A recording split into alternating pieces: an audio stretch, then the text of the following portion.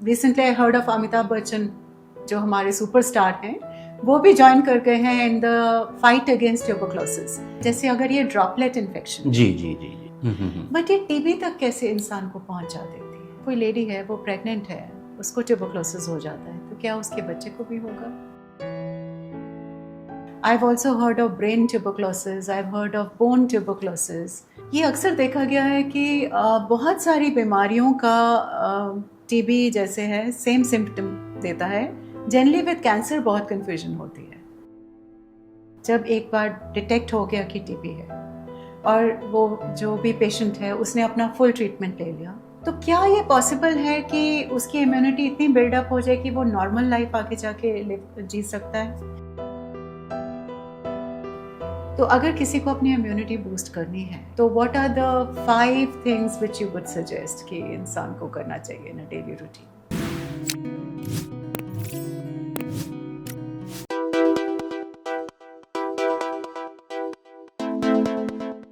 जसवीरा talk zone पे हम आपके साथ हर बार एक नया एपिसोड लेके और एक नया टॉपिक लेके जरूर जुड़ते हैं, और कई सारे टॉपिक्स हम बना चुके हैं इन वेरियस फील्ड्स। सो आप अगर इसको सब्सक्राइब करते हैं तो आपको ये नोटिफिकेशन टाइम पे आ जाएगा, और इस नोटिफिकेशन के आने के बाद आप उस पॉडकास्ट का पूरी तरह से फ़ायदा उठा सकते हैं और उनको अपने नियर एंड डियर वंस के साथ शेयर करके अपनी duty of being a good friend, a good relative भी पूरी कर सकते हैं। आज हम ऐसी बहुत सी बातें डिस्कस करने वाले हैं, तो आप हमारे साथ अंत तक बने रहिए, क्योंकि अंत में भी हम डॉक्टर साहब से वो सारी चीज़ें पूछेंगे जो हमारे मन में एक तरह से एक मिथ या एक भ्रांति के तौर पर हमारे मन में हैं। वो आज हम डॉक्टर साहब से सारी बातें क्लियर करने वाले हैं। सो आप अपने फ्रेंड्स, फैमिली, बच्चों के साथ बैठ के ये पॉडकास्ट देखिए, ये नॉलेज शेयर कीजिए और इसका फ़ायदा उठाइए। इसी पॉडकास्ट की छोटी रील्स, 30 सेकेंड्स वाली रील्स आपको इंस्टाग्राम पे मिल जाएंगी, जसवीरा स्टॉक जोन पे, या यूट्यूब पे भी यही रील्स आपको एज शॉर्ट्स एंड क्लिप्स मिल जाएंगे। सो प्लीज़ आप सब्सक्राइब कीजिए और इसका भरपूर फ़ायदा उठाइए।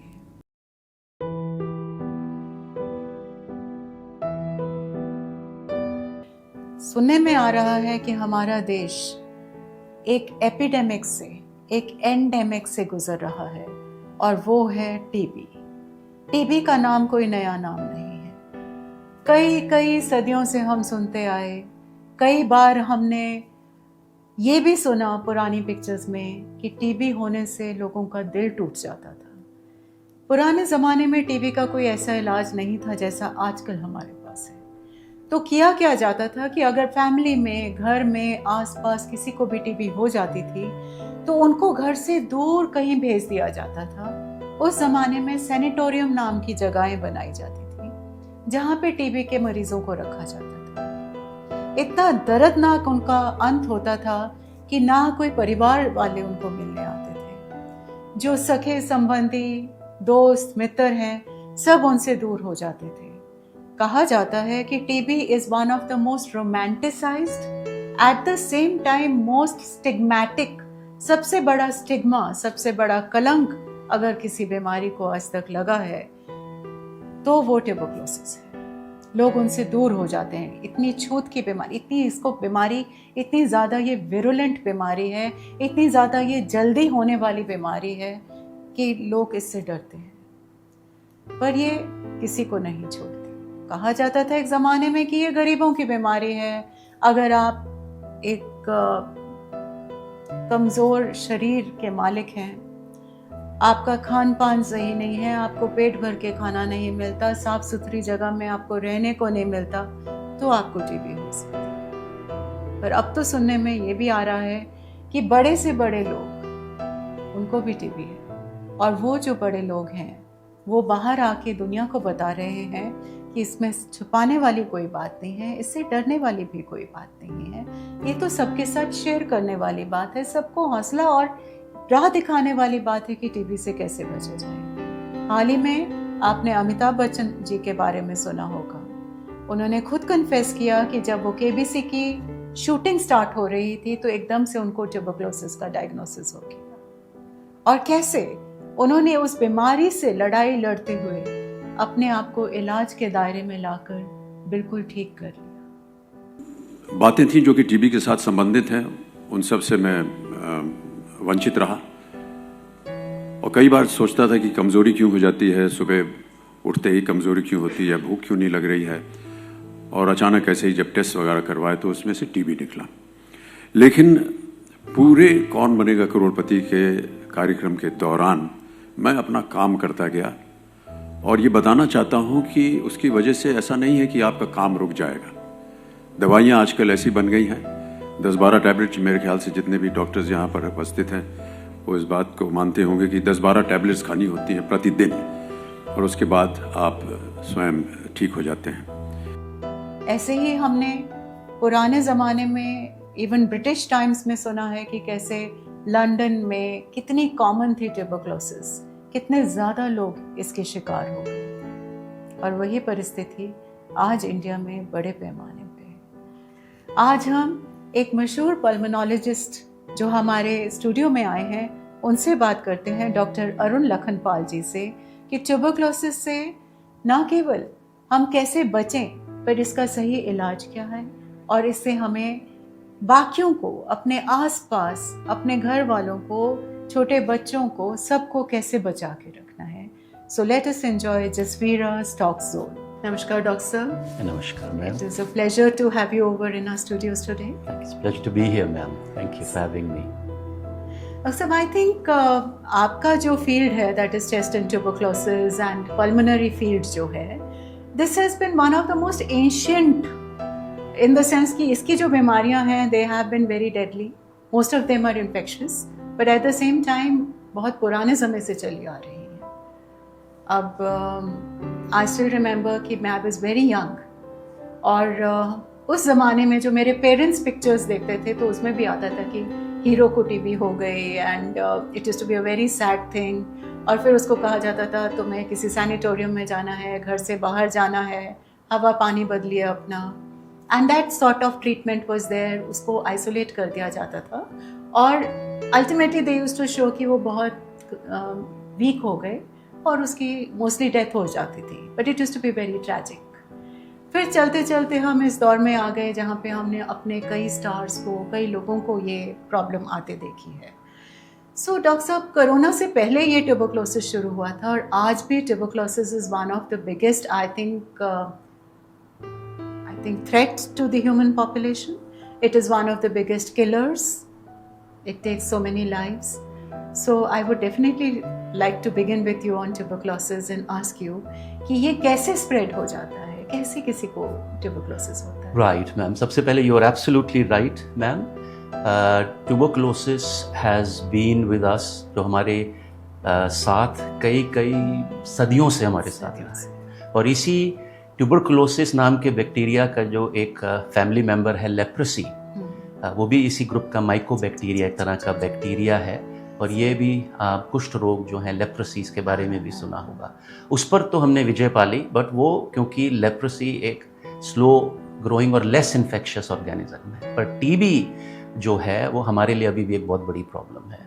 इंडिया एक एंडेमिक कंट्री है, यानी टीबी हमारे बीच में रहता है और जाने अनजाने में भी हम अक्सर उससे इन्फेक्टेड हो जाते हैं। यानी हम में से कईयों को इन्फेक्शन हो चुकी है, जैसे प्राइमरी ट्यूबरकुलोसिस कहते हैं, पर हमारी इम्यूनिटी ने उसको दबा के रखा हुआ है। और जब भी कभी कोई सर्कमस्टांसेस ऐसे बनते हैं जिसमें इम्यूनिटी कम होती है, जैसे कि शुगर है, कुछ इन्फेक्शंस जैसे HIV या कुछ दवाइयाँ जैसे स्टेरॉइड्स हैं, तो ये उभर के सामने आती है। तो यू आर क्वाइट राइट, ये एक मेजर चैलेंज है और अभी भी हम करीब नहीं हैं कि इस पर विजय पा पाएँ या इसको दबा पाएँ, जैसे स्मॉल पॉक्स को हराया कम्प्लीटली, या लेप्रेसी जो है अब बस हार्डली कभी सुनने को मिलता है। अभी भी हिंदुस्तान में तकरीबन 2023 के डेटा के हिसाब से तकरीबन 29 लाख टीबी के पेशेंट्स हमारे देश में थे और अभी भी तकरीबन 3.25 लाख डेथ्स हर साल ट्यूबरकुलोसिस की वजह से होती है। और ये एक इतना इम्पोर्टेंट ब्रांच है कि हमारे जो पल्मोनोलॉजी, जो कि अब कैंसर और बाकी चीज़ों में ब्रांच आउट की है, इसकी शुरुआत MD चेस्ट और टीबी में हुई थी, ऐसे डॉक्टर जो सिर्फ और सिर्फ टीबी से जूझते हैं। तो मैम, जैसे आपने पूछा ये फैलता कैसे है, ये एक ड्रॉपलेट इन्फेक्शन है। हमारे थ्रोट की सिक्रीशंस, हमारी जो बलगम है, हमारे नाक की सिक्रीशंस हैं, जब हम खांसते हैं तो जो लंग है, जो कि रेजर्वायर है, एक जो संभाल के रखने की, जिसे कहते हैं कि एक स्रोत है टीबी के कीटाणुओं के लिए। जब एक टीबी का मरीज़ खांसता है तो वो ड्रॉपलेट्स और छोटी छोटी बूंदें जो हैं हवा में जाती हैं, और वो जब कोई दूसरा इंसान उसको इनहेल करता है, उसको सांस के थ्रू अंदर अपने फेफड़ों में ले जाता है, तो ये इन्फेक्शन फिर घर बनाती है।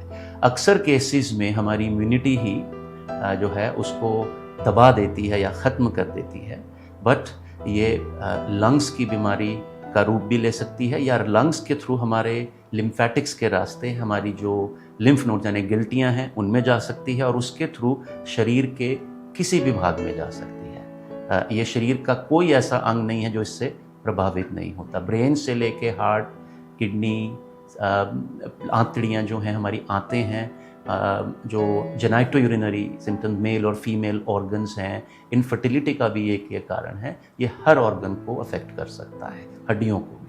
तभी शायद ये कारण है कि इंडिया में भी अब बहुत ज़्यादा गवर्नमेंट के लेवल पे भी, आई नो कि recently I heard of Amitabh Bachchan जो हमारे सुपरस्टार हैं, वो भी ज्वाइन कर गए हैं in the fight against tuberculosis, in creating awareness against tuberculosis.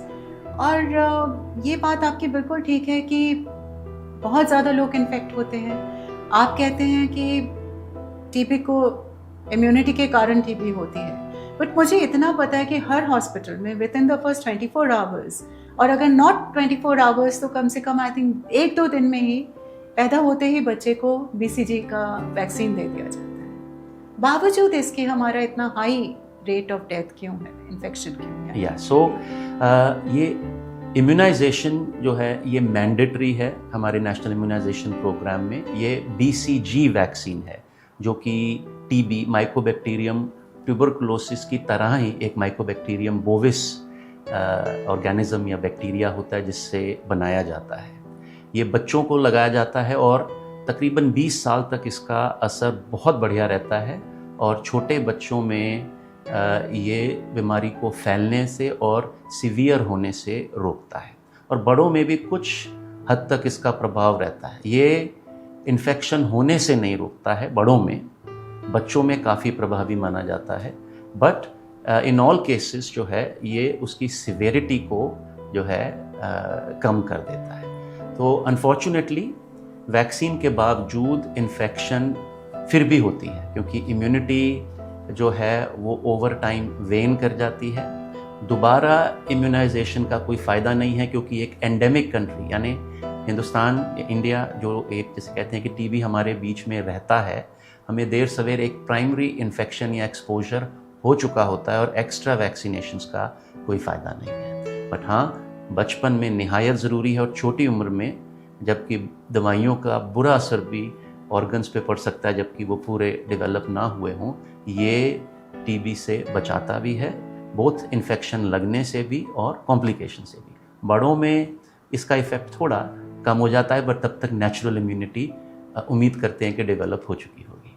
हम कह रहे हैं कि इंडिया में एंडेमिक है जी, but I know one thing कि इसके जो हिस्टोरिकल बैकग्राउंड अगर हम ट्यूबरक्लोसिस के देखें तो it was very prevalent medieval times में, it was very prevalent in middle central Europe, so much so कि even London and all, सारे poets, सारे film stars, most of them, take Wordsworth, take Keats, take most of them, तो वहाँ पे इसको consumption कहा जाता था, that the disease used to consume the people, and consumption was a very common term, and so much so कि ये उनकी forces में, army में बहुत ज़्यादा होती थी। तो what is the reason कि इसका इतना widespread global spread है of tuberculosis? World over we have a lot of TB. पहली चीज़ हमें देखनी होगी कि जो ट्यूबरकुलोसिस है वो हिंदुस्तान में या इंडिया के साथ की जो कंट्रीज़ है उसमें इंसिडेंस इतना ज़्यादा क्यों है। तो टीबी लगने के फैक्टर्स में सोशो इकोनॉमिक यानी हमारा जो आर्थिक और हमारी जो एक्चुअल हेल्थ की जो स्टेटस है वो कैसा है। विकसित देशों से, आप बिल्कुल सही कह रहे हैं, शुरू होके, पर अब ये विकासशील देशों पे है। So poor socio economic status जो है, क्राउडिंग, तो हमारी कंट्री अनफॉर्चुनेटली उसकी पॉपुलेशन बहुत ज़्यादा है, बड़े शहरों में इसी वजह से जो है, क्योंकि कांटेक्ट टीबी का मरीज़ का कई और लोगों के साथ भी होता है, तो उसके फैलने का भी चांस ज़्यादा है, उसको पकड़ने का चांस कम है और कंट्रोल करने का भी चांस कम हो जाता है। और ये सिर्फ इंडिया ही नहीं, वेस्ट में अभी भी न्यूयॉर्क और लंदन जैसे बड़े शहरों में जो है इसका इंसिडेंस अगेन ज़्यादा है, बीच में जबकि काफ़ी कंट्रोल्ड था। तो न्यूट्रिशनल फैक्टर्स हैं, सोशो इकोनॉमिक फैक्टर्स हैं, इम्यूनिटी है, प्लस कुछ ऐसी बीमारियां जैसे कि डायबिटीज़ है। इंडिया डायबिटीज़ का भी कैपिटल है दुनिया भर का, तो उसकी वजह से भी इंसिडेंस जो है यहाँ पर बहुत ज़्यादा। और मैंने इनफैक्ट जितने भी हाल फिलहाल में टीबी के मरीज़ देखे, उनमें से अधिकतर जो हैं वो डायबिटीज़ के ही पेशेंट्स हैं। तो ये एक वजह है, ओवर क्राउडिंग, थोड़ा पुअर हाइजीन जिसे कहते हैं, पर्सनल ही नहीं, जो हमारे आसपास जो गंदगी है, जो सीवेज डिस्पोजल है, क्राउडिंग है, उसकी वजह से भी। मतलब food can be contaminated, water can be contaminated also.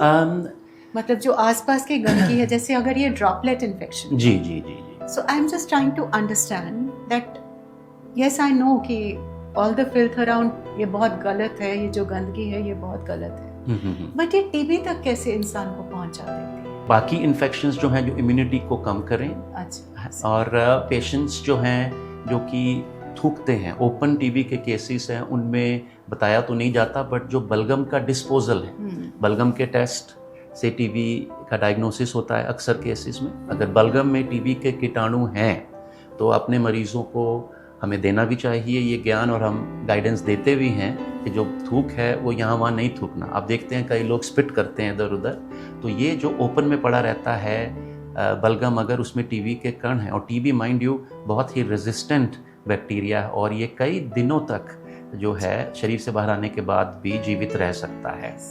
और ये कंटेमिनेशन जो है ड्रॉपलेट्स की, ये परसिस्ट कर सकती है सरफेसेस पे भी, एयर में भी, और गंदगी की वजह से भी ये टीबी फैलता है।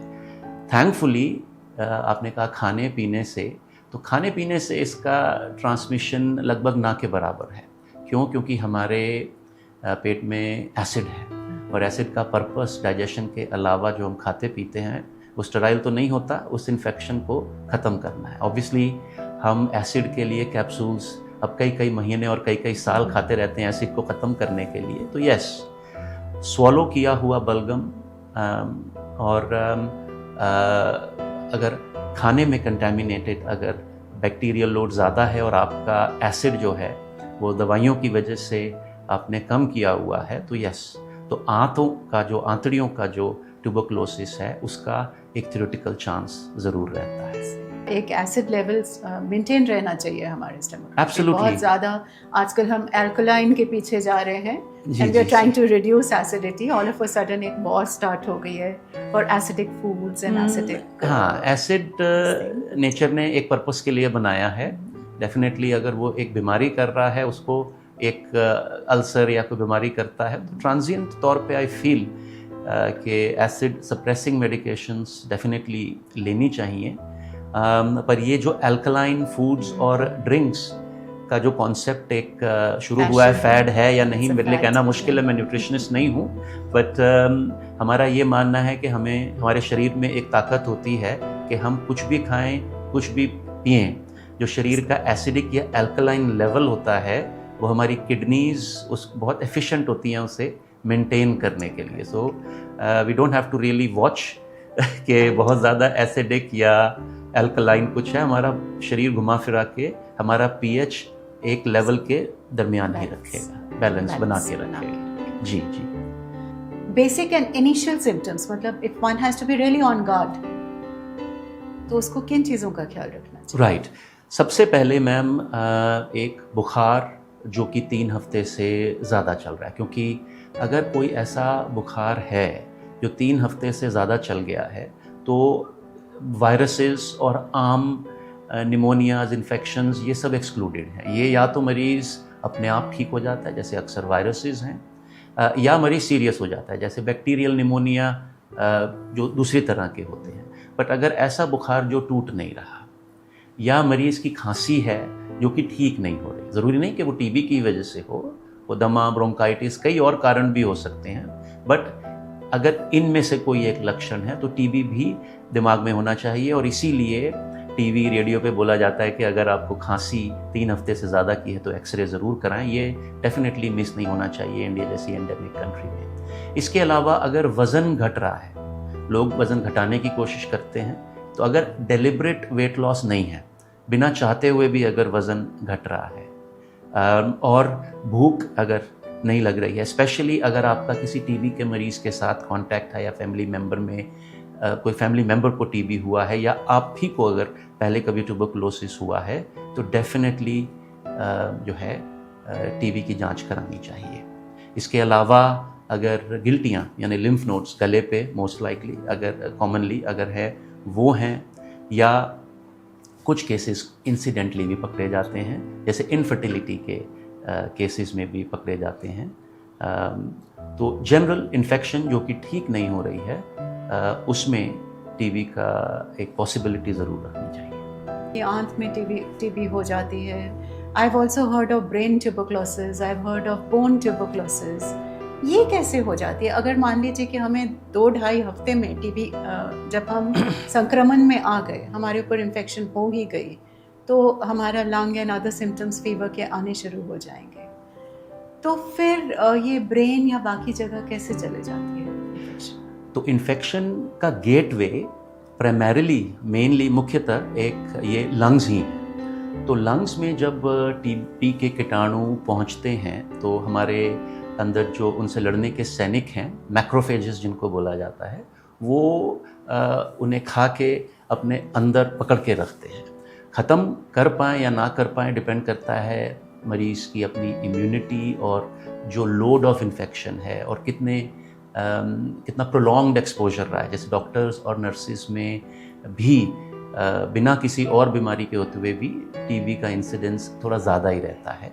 तो ये बैक्टीरियल और इन्फेक्शन का लोड है, पेशेंट की अपनी इम्यूनिटी है, उस पर डिपेंड करता है कि हमारी इम्यूनिटी उसको काबू में रख के या ख़त्म कर देगी या वो अंदर घर बना के दिक्कत नहीं देगी पर हमारे साथ रहेगी, जिसे लेटेंट या छुपा हुआ टीबी कहते हैं। तो जो हमारे इंडिया से और ख़ासकर पंजाब से जो लोग बाहर जाते हैं उनकी टीबी स्क्रीनिंग की जाती है, जिनमें ओपन टीबी नहीं है, फिर लेटेंट टीबी यानी छुपा हुआ टीबी है, उसके टेस्ट भी होते हैं। मैं भी जब बाहर गया था तो मेरे भी वो स्किन टेस्ट और ब्लड टेस्ट, जिसे इग्रा बोला जाता है, छुपे हुए टीबी के लिए वो होता है। पर ऐसे केसेस में भी और जिनमें टीबी एक बार अंदर चला जाए तो मेनली वो लिम्फेटिक्स यानी जो लिम्फ नोड्स से कनेक्टेड हमारा एक ब्लड होता है, रेड ब्लड सेल, एक वाइट सेल, और एक हमारे लिम्फेटिक सिस्टम होता है, उसके थ्रू ये बाकी शरीर के किसी भी हिस्से में जा सकता है। तो कॉमनली गिल्टियाँ यानी लिम्फ नोड्स पहले एनलार्ज होते हैं, वो कोशिश करते हैं कि टीबी के स्प्रेड को रोकें, और यही अगर बाहर की तरफ हैं तो गर्दन के आसपास या आर्मपिट्स में लिम्फ नोड्स दिख सकते हैं। बट जब वो ओवरवेल्म यानी वो टीबी उनके कंट्रोल करने की क्षमता से बाहर होता है तो उनके बियॉन्ड जाके वो शरीर के किसी भी हिस्से में जा सकता है। और ज़रूरी नहीं कि टीबी के मरीज़ की प्रेजेंटेशन बुखार खांसी के साथ ही हो। फिर अगर ये फैल के दिमाग में जाता है तो वो टीबी मेनिंजाइटिस के तौर पे आ सकता है, जिसमें मरीज़ का बिहेवियर चेंज हो जाता है या उसको दौरे भी पड़ सकते हैं अगर वहाँ पे गांठ बना देता है। सिमिलरली मरीज़ के हार्ट के आसपास की झिल्ली में भी टीबी हो जाए तो पानी भरता है, बीपी गिरता है, हार्ट की पंपिंग अफेक्ट होती है, या लंग्स में पानी भर सकता है, हालांकि लंग्स के बाहर की लाइनिंग में, छाती के अंदर। और सिमिलरली आंतें ब्लॉक भी हो सकती हैं, बुखार नहीं है, खांसी नहीं है, आंतें चिपक गई हैं, सर्जरी की जाती है, जो उसको दोबारा से पाइप की तरह जोड़ा जाता है और जो पीस निकलता है उसके मुआयने पे पता चलता है कि वो टीबी है। और सिमिलरली बिना किसी सिम्टम्स के सिर्फ इनफर्टिलिटी के लिए टेस्ट होता है, और उसमें कभी भी यूट्रस या फेलोपियन ट्यूब्स कहीं से भी अगर बायोप्सी ली जाए तो उसमें भी टीबी के कीटाणु पाए जाते हैं। और इनफैक्ट इनफर्टिलिटी का ये इतना कॉमन कारण है कि आजकल जो गायनोकोलॉजिस्ट और इनफर्टिलिटी स्पेशलिस्ट हैं वो एज अ स्टैंडर्ड IVF से पहले एक अक्सर केसेस में टीबी का ट्रीटमेंट दे ही देते हैं, क्योंकि एज ए सेड इंडिया एक एंडेमिक कंट्री है। सेम हाथ पांव चलने बंद हों और पीठ में दर्द हो तो पता चलता है कि वर्टिब्रे कोलैप्स हो गए हैं और नस दब गई है या स्पाइन में स्वेलिंग आ गई है। तो ये थ्रू लिम्फेटिक स्प्रेड है, ब्लड के थ्रू स्प्रेड है, और कई बारी डायरेक्ट जो है स्प्रेड भी हो सकता है, जैसे male to female genito urinary tract से भी स्प्रेड हो सकता है। और वेरी वेरी रेयर केसेस में, जैसे कहा, जो पेशेंट्स स्वॉलो कर लेते हैं इन्फेक्टेड बलगम या स्पूटम को अपने ही, चाहे खांसी करके निकाला और फिर स्वॉलो कर लिया, या कंटामिनेटेड फूड के थ्रू, अगर लार्ज इनफ वॉल्यूम है इन्फेक्टेड मटेरियल का, तो इंटेस्टाइन्स का ट्यूबरकुलोसिस भी हो सकता है। माय गॉड, सो इसका मतलब है डॉक्टर साहब कि ये लंग्स में आ जाए ट्यूबरकुलोसिस तो थैंक गॉड, क्योंकि जल्दी सिम्टम्स आ जाएंगे। पर जैसे आप बता रहे हैं कि ब्रेन में it will go to the extent of meningitis, या बैकबोन की वर्टिब्रा की टीबी है, तो ऑल ऑफ अ सडन आपकी मूवमेंट ही ये अरेस्ट कर सकती है, या सेम वे इनफर्टिलिटी है और बाकी टीबीज हैं, तो इसमें कोई प्रिलिमिनरी सिम्टम नहीं आता before the damage is done? Unfortunately not, as I said. हमारे जो केसेस CNS टीबी के पकड़े जाते हैं, उनमें वो आते हैं बिहेवियर चेंज के साथ। हेडेक के लिए आपने CT या MRI कराया, या फिट्स, किसी को पहली बार दौरे पड़े हैं तब है, या जिनको कमर में दर्द है जिसका और कोई कारण नहीं मिलता है, तो MRI कराने पे इंसिडेंटली पता चलता है।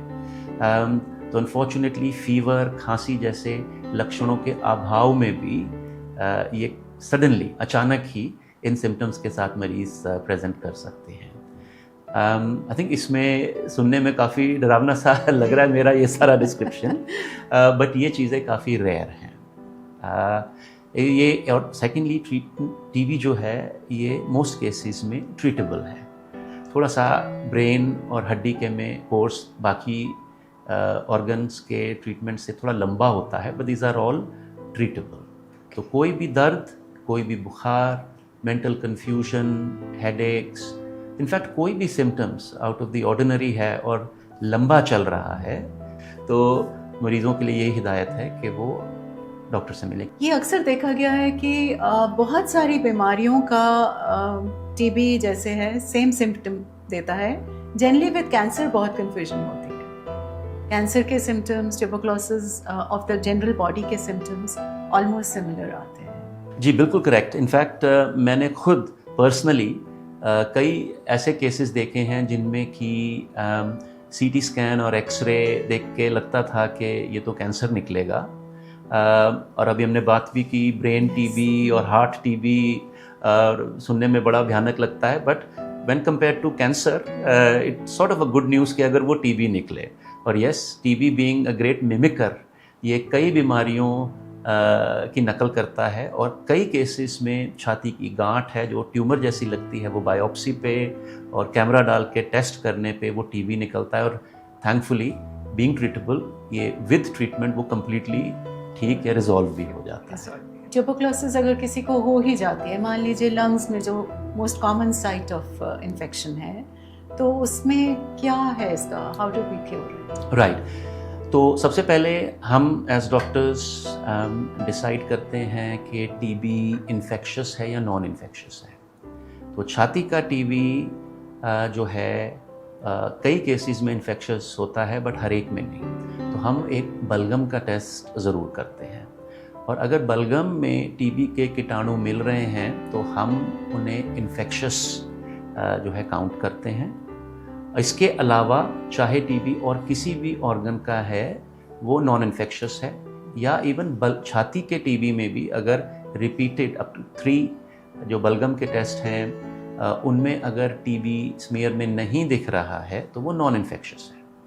अब ये डिफ्रेंशिएशन इसलिए इम्पोर्टेंट है कि हमारे लिए कि जो इन्फेक्शस हैं उन्हें हम टीबी का ट्रीटमेंट शुरू होने के मिनिमम 2 हफ्ते तक आइसोलेशन की एडवाइस भी देते हैं, प्लस उन्हें जो बलगम है उसका सेफ डिस्पोजल की एडवाइस भी देते हैं। और इसके बारे में थोड़ा ठहर के बात करेंगे कि नॉन फार्माकोलॉजिकल या बिना दवाइयों वाली एडवाइस टीबी के मरीजों के लिए क्या रहती है। तो सेफ डिस्पोजल, बलगम को एक साफ़ सुथरे और सेफ तरीके से डिस्पोज करना। इसके अलावा फिर हम उन्हें न्यूट्रिशन की एडवाइस देते हैं जिसमें कि प्रोटीन की मात्रा अधिक हो, विटामिन डी की रिप्लेसमेंट हो, क्योंकि कुछ ऑब्जर्वेशनल स्टडीज़ में विटामिन डी की कमी भी इम्यूनिटी को कुछ इस तरह से अफेक्ट करती है कि टीबी होने का चांस भी बढ़ता है।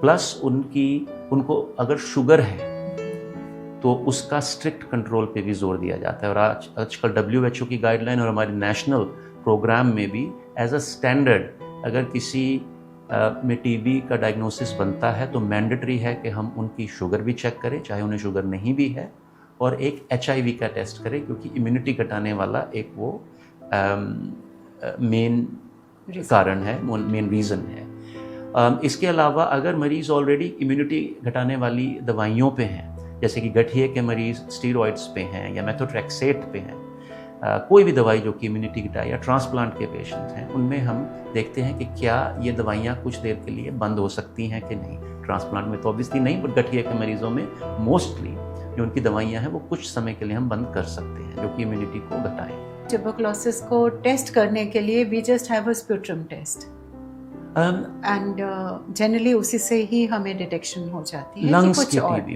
के टीबी में। सो मैम ये जो सैनिटोरियम के ज़माने से अब जो पल्मोनोलॉजी ब्रांच या साइंस या मेडिसिन इन जनरल जो है काफ़ी एडवांस हो गई है। सैनिटोरियम्स का अपना पर्पस था आइसोलेशन, सनलाइट, इसमें विटामिन डी भी मिलता था, और जनरल न्यूट्रिशन, ताज़ी हवा। बट सैम्पलिंग जो है डिपेंड करती है कि टीबी है कहाँ। तो बलगम जो है वो लंग्स के टीबी के लिए बहुत ज़रूरी हो जाती है। लंग्स के टीबी में ही अगर हमें डाउट है कि ये टीबी है या है भी कि नहीं, कैंसर है या कोई और बीमारी है, सिंपल निमोनिया है, और बलगम आ नहीं रही है, तो कई बारी हम उनको नमक के पानी के नेबुलाइजेशंस दे के और फिर बलगम इंड्यूस करते हैं, या कई बारी अगर ज़रूरत पड़े तो हम ब्रोंकोस्कोपी या कैमरा भी लंग्स के अंदर डाल के और एक सैंपल कलेक्ट करते हैं। ये है अगर लंग्स का टीबी है। अगर छाती के अंदर लंग्स के बाहर यानी प्लूरल कैविटी यानी पानी भर गया है, तो कई बारी हम सुई से वो पानी भी टेस्ट के लिए निकालते हैं। सिमिलरली अगर मेनिंजाइटिस है तो हम रीढ़ की हड्डी का पानी भी जो है टीबी के केमिकल्स और टीबी के कीटाणुओं के लिए टेस्ट करते हैं। और सिमिलरली अगर लिम्फ नोड या गिल्टी गले के आसपास कहीं होती है तो उसके अंदर भी सुई डाल के हम सैंपल ले सकते हैं। हार्ट के आसपास पानी भरता है, तो डिपेंड करता है कि कौन से ऑर्गन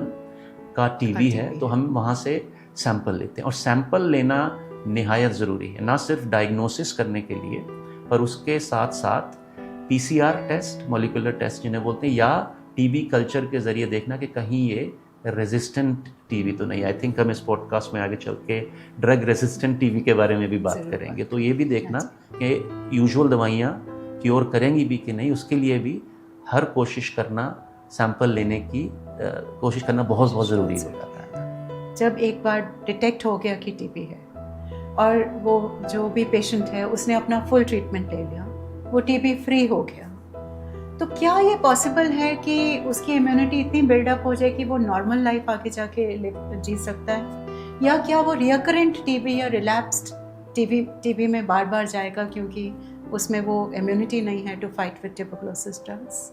कोई भी इन्फेक्शन हो, शरीर की इम्यूनिटी डेवलप होती है, अनलेस ऑफ कोर्स HIV या दवाइयों की वजह से इम्यूनिटी सप्रेस्ड हो।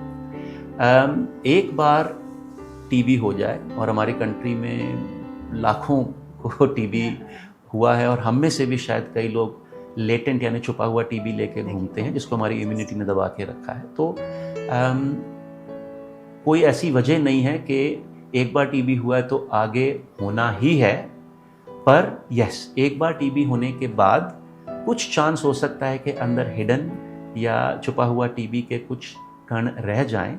तो एक बार जिसे टीबी हुआ है उन्हें अपने सिम्टम्स को लेके थोड़ा ज़्यादा सतर्क और जागरूक रहने की आवश्यकता होती है। कुछ केसेस में टीबी जो है वो रिकर यानी दोबारा हो सकता है, बट अगेन उसमें भी उनके वही लक्षण दोबारा आ सकते हैं, और इसलिए उनको थोड़ा सतर्क रह के अगर दोबारा लक्षण आए तो एक्सरे थोड़ा जल्दी कराना है या डॉक्टर से मिलना है। बट हमारे कई पेशेंट्स हैं उनको प्रॉब्लम टीबी की रिकरेंस से नहीं होती, पर जो टीबी थोड़ा बहुत दाग लंग्स में छोड़ जाता है, ब्रोंकिएक्टासिस है, लंग्स की स्कारिंग या फाइब्रोसिस है, थोड़ा बहुत उससे दिक्कत है, या कई बारी उस दाग की वजह से दमे जैसी बीमारी उसके लक्षण रह सकते हैं, बट मेजॉरिटी कंप्लीटली क्योर हो जाते हैं। बट लाइफ टाइम इम्यूनिटी जैसा कुछ नहीं देख के जाती है, सिंस इसका वैक्सीन भी है, सब कुछ है, तो एक हम सोचते हैं कि इम्यूनिटी फॉर लाइफ हो जाएगी, एंटीबॉडीज बन जाएंगी, वैसा वाला सीन वैसा नहीं है मैम। ये मतलब जो वायरसेस कुछ हैं, चिकन पॉक्स जिसकी वैक्सीन और इम्यूनिटी काफ़ी एंड्योरिंग होती है, टीबी ऐसी नहीं है। इसकी वैक्सीन भी और एक बार इन्फेक्शन होने के बाद भी जो है गारंटी नहीं होती कि ये दोबारा नहीं होगा। हमें फिर भी केयरफुल रहना होता है और जो प्रिकॉशंस हैं अपनी नॉर्मल बीमारियां और इम्यूनिटी को लेके इसको मेंटेन रखना पड़ता है। रादर आप सजेस्ट कर रहे हैं कि patient is more susceptible, susceptibility to an extent थोड़ी ज़्यादा ही है, बिकॉज अगर रेमिनेंट इन्फेक्शन है, अगर रेमिनेंट थोड़ी रह इन्फेक्शन गई है पीछे, तो वो थोड़ा सा दोबारा तो थोड़ा सा नॉर्मल पॉपुलेशन से अराउंड 10 से 14% तक इंक्रीज चांस रहता है रिकरेंस का, बट ये बहुत स्मॉल है compare to general population. How do we prevent, like हमें अपनी इम्यूनिटी बूस्ट करनी है। जैसे अगर हम देखें तो सारा फोकस इज ऑन इम्यूनिटी, तो अगर किसी को अपनी इम्यूनिटी बूस्ट करनी है या सबको ही कर लेनी चाहिए, तो what are the 5 things which you would suggest कि इंसान को करना चाहिए इन अ डेली रूटीन? ये काफ़ी जनरल सवाल है आपका, एंड इट डज नॉट, और ये सिर्फ टीबी को ही नहीं अप्लाई करता। आई थिंक हमने एक पहला पॉडकास्ट कोरोना को लेके भी किया, और ये हर इन्फेक्शन पर लागू होता है। वो है कि ऐसी कोई भी चीज़ जो कि हमारी लंग्स की इम्यूनिटी को अफेक्ट करे वो नहीं करना, जिसमें कि मेन है स्मोकिंग।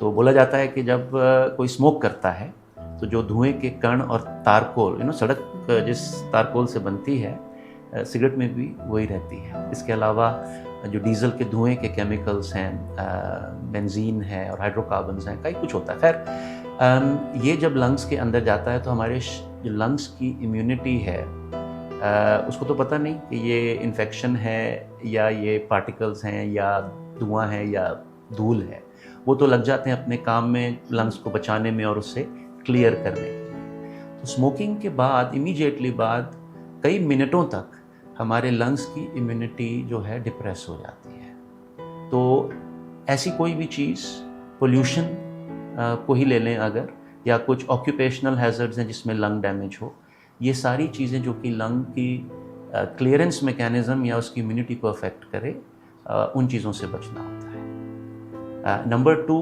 है हमारे जो क्रोनिक इलनेसेस हैं, डायबिटीज़ जैसे बात की, उसे कंट्रोल में रखना।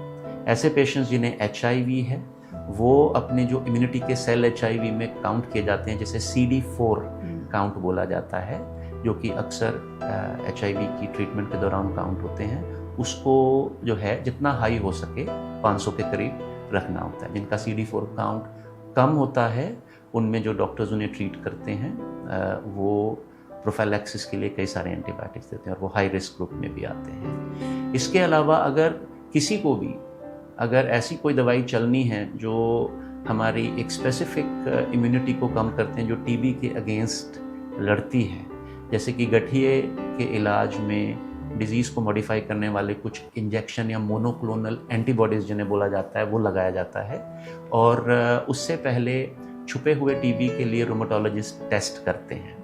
अगर वो ब्लड टेस्ट पॉजिटिव आता है, और इंडिया में अक्सर का आता ही है, जैसे इग्रा टेस्ट या गोल्ड टेस्ट बोलते हैं, क्वांटिफेरॉन गोल्ड टीबी टेस्ट, अगर वो पॉजिटिव आता है वो मरीज़ हमारे पास भेजे जाते हैं। तो हम एक्टिव टीबी एक्सक्लूड करके उन्हें 3 महीने का या 6 महीने का एक ट्रीटमेंट देते हैं, उसके बाद ही इम्यूनिटी दबाने की दवाइयाँ चलती हैं। फिर आता है जो कॉमन चीज़ें हैं, न्यूट्रिशन, ताज़े फल फ्रूट लेने, प्रोसेस्ड फूड से बचना है, और रेगुलर एक्सरसाइज रहती है, एंड ऑफ कोर्स वैक्सीनेशन। ये प्रिवेंशन का तो डॉक्टर साहब खास तौर पे ख्याल रखना चाहिए, आई थिंक, बिकॉज हमने सुना है कि there is something known as drug resistant TB, जिसमें कि कोई ड्रग ही नहीं हेल्प करती है, मतलब कोई भी दवाई उस टीबी पे असर नहीं करती, और वो एक इनक्योरेबल ट्यूबरकुलोसिस हो जाती है, विच इज एक तो नॉर्मल टीबी है जिसमें कि नॉर्मल जो हम 4 दवाइयाँ देते हैं वो काम करेंगी, और इसीलिए मैंने कहा कि सैंपल लेके टेस्ट करना बहुत ज़रूरी है। कई मरीज़ कहते हैं डॉक्टर साहब दवाई दे दो, ये टेस्ट उस्ट क्या कराने, फिर समझाया जाता है कि कैसे बताएं कि ये नॉर्मल रूटीन टीबी है जो नॉर्मल टीबी की दवाइयों से क्योर हो जाएगा। वो इसलिए कि आप बिल्कुल सही कह रहे हैं, ड्रग रेजिस्टेंट टीबी जिसमें MDR यानी मल्टी ड्रग रेजिस्टेंट ट्यूबरकुलोसिस जो है उसका इंसिडेंस थोड़ा बढ़ा है, और हाल फिलहाल में XDR यानी एक्सटेंसिव ड्रग रेजिस्टेंस जिसमें रहती है उसमें इंजेक्शन और जो सेकेंड लाइन ड्रग्स हैं मॉक्सीफ्लॉक्सासिन, लीवोफ्लॉक्सासिन, वो और जो आम फर्स्ट लाइन ड्रग्स हैं 4 वो काम नहीं करती हैं, और उनमें कोर्स भी लंबा होता है, दवाइयाँ मिलनी मुश्किल हैं और उनके साइड इफ़ेक्ट्स भी ज़्यादा होते हैं। तो MDR फिर भी 1.5-2 साल में क्योरेबल होता है, बट उसमें कॉम्प्लिकेशन और मोर्टालिटी रेट नॉर्मल टीबी से ज़्यादा होता है। और जो XDR ट्यूबरकुलोसिस है वो बहुत ही मुश्किल हो जाता है, और कई बारी सर्जरी का सहारा लेके इन्फेक्टेड बॉडी पार्ट हटाने के बावजूद भी जान बचाना मुश्किल हो जाता है। तो इसीलिए जो है आपने ठीक कहा कि इसमें टेस्ट करना और बचाव जो है वो निहायत ही ज़रूरी है, और इसी वजह से है कि सरकार ने भी कई तरीके जो हैं अपनाए हैं कि मरीज़ जो हैं वो ट्रीटमेंट लें, डायग्नोसिस जल्दी हो, ट्रीटमेंट फ्री है। और पहले सिर्फ बलगम के टेस्ट होते थे, अब तो महंगी मशीनों से PCR based CBNet test even छोटे हेल्थ सेंटर्स में भी अवेलेबल है, जो कि प्राइवेट सेटअप में ये टेस्ट काफ़ी महंगा होता है, बट ये अब सरकारी हॉस्पिटल्स और हेल्थ सेंटर्स में फ्री मिलता है।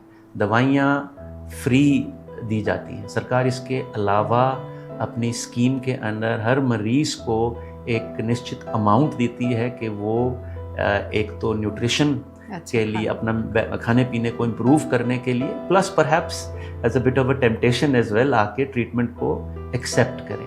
वेरी राइटली डॉक्टर साहब, ये आपने बिल्कुल ठीक कहा कि कई लोगों को मैंने देखा है जहाँ पे लॉन्ग टर्म दवाई लेनी है, तो जब थोड़े से सिम्टम्स ठीक हो जाते हैं लोग दवाई बंद कर देते हैं। हम ठीक हो गए थे, हमने बाकी की दवाई खाई नहीं। एंड ये उनको समझाना बहुत ज़रूरी है। जिनको भी हमारा मैसेज जा रहा है व्यूअर्स को, I would like to request them कि उनके पास भी जो और बाकी के लोग हैं उनको भी समझाइए कि कोर्स पूरा करना of the medicine is very important. बहुत ज़रूरी है मैम ये तो, राइट कोर्स राइट डोज में और मिनिमम ड्यूरेशन कंप्लीट करनी, और बिना डॉक्टर की सलाह के उसे इंटरप्ट या बंद नहीं करना। Early diagnosis, proper treatment and a full course under the guidance of a doctor, यानी डॉक्टर की निगरानी में पूरा कोर्स सही मात्रा में करना और अर्ली डायग्नोज करके उनकी सलाह से ही बंद करना, ये बहुत ही ज़रूरी है कि MDR और XDR या ड्रग रेजिस्टेंट टीबी और ना बढ़े। कोई मॉन्स्टर बग सा ना बन जाए जो इनसे भी रेजिस्टेंट हो जाए और हमारे लिए मुश्किल हो जाए इसको। हर डॉक्टर की ट्रेनिंग है, फ्री दवाइयाँ हैं, और प्राइवेट में भी जो दवाइयाँ हैं ये 5% GST से भी कम में मिलती हैं, तो बहुत सस्ती हैं, बहुत सब्सिडाइज्ड दवाइयाँ हैं। और जो सरकारी दवाई लेना चाहें उन्हें फिनेंशियल इंसेंटिव भी है, न्यूट्रिशन के लिए भी और एंगेज करने के लिए सर्विसेज के साथ। इसका स्क्रीनिंग प्रोग्राम भी फ्री है। अगर किसी को टीबी निकलता है, उनके घर के जो मेंबर्स हैं उनसे कांटेक्ट करके उन्हें फ्री स्क्रीनिंग बाय एक्सरे या बलगम के टेस्ट ये ऑफ़र करना, ये बहुत ही रोबस्ट एक प्रोग्राम है जो गवर्नमेंट रन करे। तो कोई वजह नहीं है दवाइयाँ ना लेने की, सिवाय जो थोड़े से हमारे वहम होते हैं ना, ये बहुत गर्म है, हजम नहीं हो रही है, तो हर चीज़ का हल है। दवाइयाँ मॉडिफाई हो सकती हैं, कोर्स जो है मॉडिफाई हो सकता है, बट वो अपने आप नहीं करना बिना डॉक्टरी सलाह के। ये जो क्योंकि बड़ी लंबी चलने वाली दवाइयाँ हैं, तो क्या इनके कोई साइड इफ़ेक्ट्स भी हैं इन मेडिसिन के? मैम डेफिनेटली हर दवाई के साइड इफ़ेक्ट्स होते हैं, बट ऐसे नहीं कि दवाई छोड़ दी जाए। जिन्हें साइड इफ़ेक्ट्स होते हैं हम ट्रीटमेंट को मॉडिफाई करते हैं। जैसे कि लोग जो किडनी के पेशेंट्स हैं या जो लिवर डिजीज़ के पेशेंट्स हैं, उनमें मेजॉरिटी केसेस बहुत बढ़िया टॉलरेट कर लेते हैं दवाई को, पर जो डायलिसिस पे हैं उनमें एक आधी दवाई जो है वो जो किडनी के थ्रू एक्सक्रीट होती है, जैसे कि थैम्ब्यूटॉल है, उसकी डोज को हमें थोड़ा सा मॉडिफाई करना पड़ता है। सिमिलरली जो ड्रिंक करते हैं, जिनको लिवर डिजीज़ या हेपेटाइटिस है, काला पीलिया भी जिसको बोलते हैं, किसी भी वजह से, या जिनकी उम्र ज़्यादा है और लिवर या किडनी कमज़ोर है, उसमें हम जो है अपने पेशेंट्स के ऑर्गन फंक्शन को क्लोजली मॉनिटर करते हैं। तो साइड इफ़ेक्ट्स में मेनली जो देखा जाता है वो होता है गैस्ट्राइटिस, यानी एसिड का बनना। तो उसका सिंपल है कि अगर खाली पेट दवाई टॉलरेट नहीं होती, और इनफैक्ट नेशनल प्रोग्राम में तो वो बोलते हैं कि खाने के 2 घंटे बाद ही लें, क्योंकि टीबी की दवाई जो रिफेम्पिसिन जो मोस्ट इम्पॉर्टेंट है वो खाने से इंटरफियर करती है। तो अगर खाली पेट टॉलरेट ना हो तो खाने के 2 घंटे बाद भी लिया जा सकता है। टीबी की दवाइयों का असर बेस्ट आता है कि अगर वो इकट्ठे ली जाएं, तो वो प्रहार टीबी के कीटाणु के ऊपर ज़्यादा करता है। बट कई बोलते हैं लोग कि नहीं, हमें हज़म नहीं हो रही, तो जब तक उनका सिस्टम यूज टू नहीं होता, पहले हफ्ता 10 दिन हम कुछ दवाइयाँ सुबह, कुछ दोपहर के खाने के 2 घंटे बाद, और ऐसे करके थोड़ा स्प्रेड आउट करके देके, और फिर उसके बाद जब उन्हें टॉलरेट हो तो फिर इकट्ठा देना शुरू कर देते हैं, जैसा कि होना चाहिए। तो इसका मतलब है कि पेशेंट को एक जिम्मेदार पेशेंट बनना चाहिए। जिम्मेदार इस कारण कि वो अपने आप में पहले ट्यूबरकुलोसिस को प्रॉपर्ली क्योर करे, ख़त्म करे, ताकि वो आगे जाके इन्फेक्शंस ना बढ़ाए, अपने आप को जो रेसिडुअल इन्फेक्शन है उससे आगे जाके हानि ना दे। सो एक इन्फॉर्म्ड एंड एजुकेटेड पेशेंट की तरह उसको प्रॉपर ट्रीटमेंट लेके अपने टीबी को क्योर करना बहुत ज़्यादा ज़रूरी है। That is very absolutely ma'am, ये इतना लंबा ट्रीटमेंट है, ये पेशेंट की कोऑपरेशन के बिना नहीं हो सकता। सरकार ने जो है कानूनन वो डॉट्स प्रोग्राम बुला के अपने सामने खिला के भी करके देख लिया, बट ये मरीज़ की कोऑपरेशन के बिना नहीं हो सकता। और हेल्प हर जगह है, और यही दवाइयों को लेके ही नहीं, इवन बलगम का डिस्पोजल जो है, जिनके बलगम में टीबी है, उन्हें जो है 2 हफ्ते तक ट्रीटमेंट शुरू होने के बाद हम बोलते हैं कि वो यहाँ वहाँ ना थूकें, या वो एक कुल्हड़ में जो है बलगम थूक के उसे किसी पानी के सोर्स से दूर कहीं गहरी ज़मीन में दबा दें, या किसी एक बर्तन में थूकें जिसे ढक के रखें, और दिन के आखिर में उसमें कागज़ या कागज़ डाल के उसको जला दें। और हॉस्पिटल सेटअप में हमारे डिसइंफेक्टेंट भी होते हैं, तो इन्फेक्टेड बलगम का रिस्पॉन्सिबल और सेफ डिस्पोजल कम्युनिटी में बड़ा ज़रूरी है। और मास्क पहनना, ताकि अपने घर में जहाँ प्रोलॉन्ग्ड कॉन्टैक्ट है, अपने ही घर के लोग, अपने बच्चे, अपने बूढ़े माता पिता या अपने घर के मेंबर्स हैं, उनकी तरफ रिस्पॉन्सिबिलिटी के मास्क पहने, घर में वेंटिलेशन रहे और धूप आए। टीबी के कीटाणुओं को मारने का क्विकेस्ट वे जो है वो यूवी रेज सनलाइट की भी। कोई लेडी है, वो प्रेग्नेंट है, उसको ट्यूबरकुलोसिस हो जाता है, तो क्या उसके बच्चे को भी होगा? नहीं मैम, ये नॉट नेसेसरी। तो माँ की अपनी इम्यूनिटी और प्लासेंटा, जो कि एक बहुत बड़ा बैरियर है, तो वो पेट में जो बच्चा है उस तक टीबी पहुँचना काफ़ी मुश्किल होता है। एक बार अगर बच्चे का जन्म होता है, वो नवजात शिशु है, और माँ जो है उसको ओपन टीबी, यानी उसके बलगम में टीबी के कीटाणु हैं, और अभी इलाज शुरू नहीं हुआ है, या इलाज शुरू हुए अभी 2 से 3 हफ्ते पूरे नहीं हुए हैं, तो फिर हम रेकमेंड करते हैं कि माँ बच्चे को अपने पास ना आने दे, और हम डिस्करेज करते हैं कि ब्रेस्ट फीडिंग, जो कि इतनी इम्पॉर्टेंट है, सिर्फ उसी हालत में इंटरप्ट हो।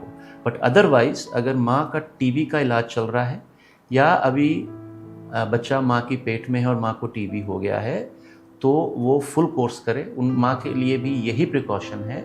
ये जो दवाइयाँ हैं ये बच्चे को नुकसान नहीं करती। इनफैक्ट बच्चों को भी जब टीबी होता है तो यही दवाइयाँ दी जाती हैं, और ये ना के बराबर ब्रेस्ट मिल्क में एक्सक्रीट होती हैं। और अगर माँ नॉन इन्फेक्शियस है और टीबी का इलाज ले रही है, तो भी हम कहते हैं कि ब्रेस्ट फीडिंग, जो कि इतनी इम्पॉर्टेंट है मातृत्व के लिए और बॉन्डिंग के लिए और बच्चे की डेवलपमेंट के लिए, नवजात शिशु के, तो हम कहते हैं कि you can just continue as normal, और एज लॉन्ग एज कि माँ जो है वो इन्फेक्शियस नहीं है, उसका ट्रीटमेंट चल चुका है, या उसके बलगम में टीबी के कीटाणु नहीं है। जिन लोगों को कोमॉर्बिडिटीज़ हैं, फॉर एग्जांपल डायबिटीज़ है या हेपेटाइटिस है या HIV है, जैसे आप बात कर रहे थे, तो इन लोगों में एक क्या इंसिडेंस ज़्यादा है डिजीज़ का, या इनको ज़्यादा एक्यूट, ज़्यादा सिवियर इन्फेक्शन होती है? ट्रीटमेंट के साइड इफ़ेक्ट्स के लिए हमें ज़्यादा मॉनिटर करना पड़ता है। इंसिडेंस अनलेस कि वो इम्यूनिटी दबाने वाली दवाइयों पे हैं, नेसेसरीली ज़्यादा नहीं होता। यस, डायबिटीज़ अगर अनकंट्रोल्ड है, अगर कोई पेशेंट गठिए का स्टीरॉइड्स पे है तो यस, तब इंसिडेंस ज़्यादा होगा। HIV के पेशेंट्स अगर उनका CD4 काउंट कम है और वो HIV की दवाइयों पे नहीं है, या ट्रांसप्लांट के पेशेंट्स हैं जिनमें कि immunity almost completely knock off की जाती है, उन पेशेंट्स में TB यस ज़्यादा विरुलेंट तो नहीं, बस ज़्यादा स्प्रेड कर जाता है, क्योंकि इम्यूनिटी उसे रोकने के लिए होती नहीं है। तो जिसको बोला जाता है डिसेमिनेटेड TB, यानी लंग्स में भी है, स्किन के अंदर भी पस है और लंग्स में भी छोटे छोटे स्पॉट्स जो हैं दोनों लंग्स में फैल गए हैं, तो वो स्प्रेड जो है वो अनरिस्ट्रिक्टेड होता है, उसे रोकने के लिए इम्यूनिटी नहीं होती तो वो ज़्यादा फैल जाता है। Which in a way probably you can say virulence, but virulence जो है वो ऑर्गेनिज्म को लेके होती है। तो ऑर्गेनिज्म तो वही है, बट जो इम्यूनिटी जिसमें नॉकड ऑफ है, ट्रांसप्लांट के हैं, HIV के हैं, तो वो ज़्यादा फैलता है। बाकी केसेस में काले पीलिए का आपने मेंशन किया, उसमें एज सच तो ज़्यादा नहीं फैलता, बट दवाइयों के साइड इफ़ेक्ट के लिए हमें मॉनिटरिंग करनी पड़ती है। और सेम विद डायबिटीज़, मीठा रहेगा तो कीड़े तो आएंगे ही, तो डायबिटीज़ को कंट्रोल करना बहुत बहुत ज़रूरी होता है। Any other thing, डॉक्टर साहब, जो आप हमारे व्यूअर्स को बताना चाहते हैं? Anything which we may have missed out? As a doctor मैं बस यही कहना चाहूँगा कि दवाइयाँ फ्री हैं, दवाइयाँ बहुत सस्ती हैं, साइड इफ़ेक्ट्स दवाइयाँ देखने में ज़्यादा लगती हैं, बट साइड इफ़ेक्ट्स बहुत अनयूजुअल या बहुत ज़्यादा सीरियस तो नहीं हैं। डॉक्टर्स आजकल हर छोटे बड़े शहर में डॉक्टर्स की ट्रेनिंग में सरकार की तरफ से भी हेल्थ सेंटर्स छोटे छोटे कस्बों और गांव में भी हैं। जो टेस्टिंग फैसिलिटी है वो भी अब हर जगह अवेलेबल है। तो अगर कोई भी लक्षण हैं TB के, ख़ासकर अगर पहले TB हो चुका है, तो ज़रूर इन हेल्थ सेंटर्स में जाएं, डॉक्टर से मिलें। और अगर डॉक्टर्स डिसाइड करते हैं कि ट्रीटमेंट चलना है तो उसको पूरी ऑनेस्टी, पूरी शिद्दत के साथ उसे कंप्लीट करें कोर्स को। कोई भी दिक्कत आती है डॉक्टर से दोबारा मिले, मना कोई नहीं करता है। साइड इफ़ेक्ट्स लगते हैं, मिले, वो हमारा काम है देखना, ट्रीटमेंट को मॉडिफाई करना। MDR और XDR के जो इमरजेंस है, ये जो स्ट्रेन्स आती हैं और ख़तरनाक वाला TB या लाइलाज या मुश्किल से इलाज होने वाला TB है, उसकी इमरजेंस को रोकने के लिए ज़रूरी है कि सारे जो सुन रहे हैं श्रोता वो इनकरेज करें, अगर कुछ जानते हैं TB पेशेंट्स को, खुद में भी अगर ऐसे कोई लक्षण हैं तो एटलीस्ट ट्रीटमेंट जो है वो पूरी तरह से कंप्लीट करें। बिल्कुल, सबसे कहना मैं बस इतना ही चाहती हूँ टुवर्ड्स द एंड कि अच्छा रहेगा अगर हम दवाइयों से दोस्ती कर लें बजाय कि हम बीमारी से दोस्ती कर लें। सो दवाइयाँ हमारी दोस्त हैं और हमें अच्छी तरह लेके अपने आप को फिट रखना चाहिए। Absolutely ma'am. तो ये थे हमारे साथ डॉक्टर अरुण लखनपाल जी, जिन्होंने आज हमें ये बढ़ती हुई बीमारी, क्योंकि डायबिटीज़ जिस तरह से इंडिया में बढ़ रही है उसी तरह से ट्यूबरकुलोसिस ज़्यादा से ज़्यादा बढ़ती जा रही है। ट्यूबरकुलोसिस हमने ये सुन भी लिया कि ड्रग रेजिस्टेंट पे होती चली जा रही है। तो ये सारे संक्रमण से बचने के लिए जो कुछ उन्होंने हमें बताया, आशा करती हूँ कि आपके लिए ये बहुत फ़ायदेमंद रहेगा।